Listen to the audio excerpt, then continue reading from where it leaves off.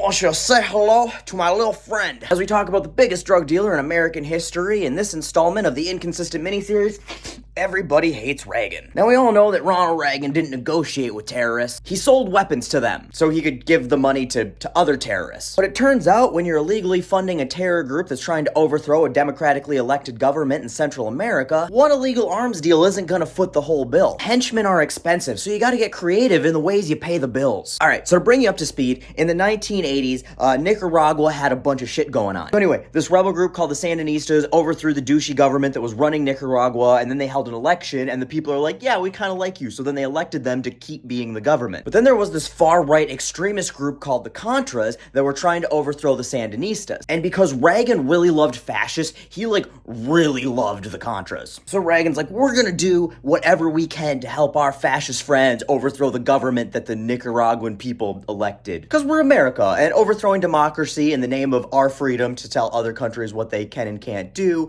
is kind of our thing. But Reagan's favorite fascists had fallen out of favor with Congress on account of all the genocide and war crimes and things. So they all went to Reagan and they're like, yeah, we took a vote and you can't give them money or weapons anymore. But Reagan was like, fuck you guys, I do what I want, I'm just gonna go sell weapons to Iran, which was also illegal on account of them continuously kidnapping our people and being our mortal enemy. I'll just use that money to fund my favorite fascists. It was a whole thing, already done a whole video about that. But the Contras still needed more guns and money to fight democracy. So the CIA was like, just fuck it, we'll just start shipping them guns, because the CIA never really cares what Congress has to think. They just do whatever they want. So in the CIA, they gave the Contras planes, and then the CIA put guns on the planes, and then the Contras just took the planes and brought the guns home. But then they had to fly the planes back to America to get more guns, and you don't want to waste a trip with an empty plane. Avgas is expensive. So they just load the planes up with cocaine. The problem is that America has this thing called customs, and when you fly a plane in from another country,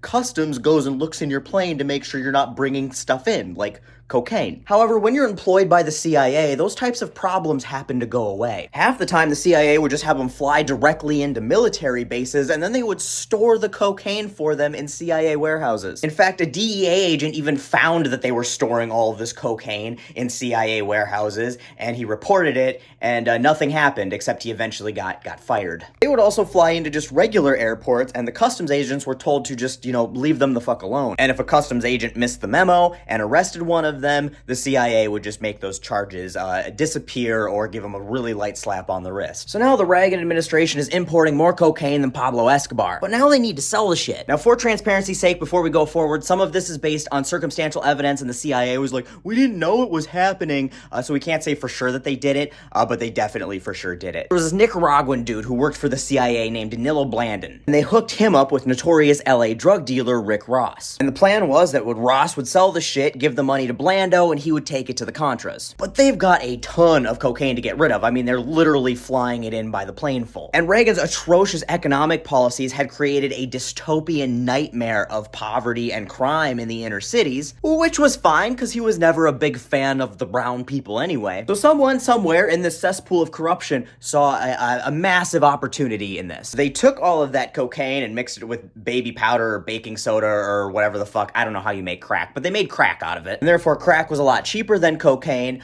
so they flooded the inner cities with it, and that became a major contributing piece to the crack epidemic. This obviously escalated crime and violence and overdoses in the inner city, which again, was fine, because Reagan wasn't a big fan of the brown people. But wait, there's more. Now, Reagan had a long history of ignoring epidemics that afflicted people that he felt were icky, but people were getting a little upset that there was people just dying in the streets from this problem, so they pressured Reagan into doing something, which they probably shouldn't have in hindsight, because the difference between Reagan doing nothing and doing something, you should always go with nothing. Because while he was already doing an excellent job ruining as many lives as possible, he realized this was an opportunity to ruin even more lives, all while enslaving more brown people and making his rich friends richer. See, by this point, Reagan had already privatized the prison system, and now he's like, everybody wants me to do something about the crack epidemic that I, myself, am responsible for. I can make the penalties for crack cocaine way worse than regular cocaine, even though they're the same fucking drug. And then I can put more of those brown people that I'm selling the crack to into the privatized prisons that my rich friends run for buying my crack. A fucking win-win if I've ever heard one. At least if you look at it from the perspective of a soulless cartoon villain come to life. So yeah, that happened. And because Reagan created the crack epidemic to fund fascist terrorism in Central America, and then exploited said crack epidemic he created to enslave brown people in a for-profit prison system, is just one more reason everybody hates Reagan.